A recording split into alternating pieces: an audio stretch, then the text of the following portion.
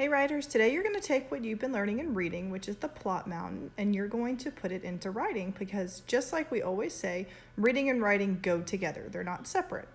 So what you need to do today is you're going to think about a story and you're going to write it, making sure it has all those pieces of the plot mountain.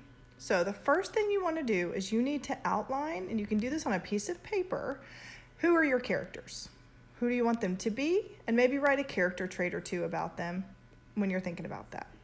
The next thing that you need to think about is what kind of problem do you want those characters to face? Because if you don't know the problem, you're not going to be able to write your story.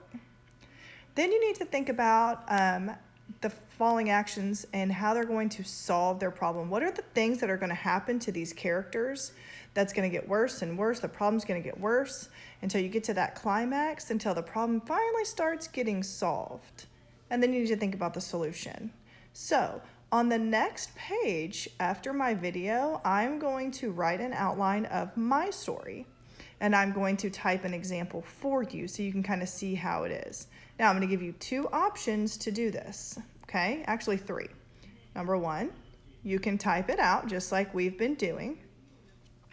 You can write it on a piece of paper, and then I'll add a flip grid and you can read it to me.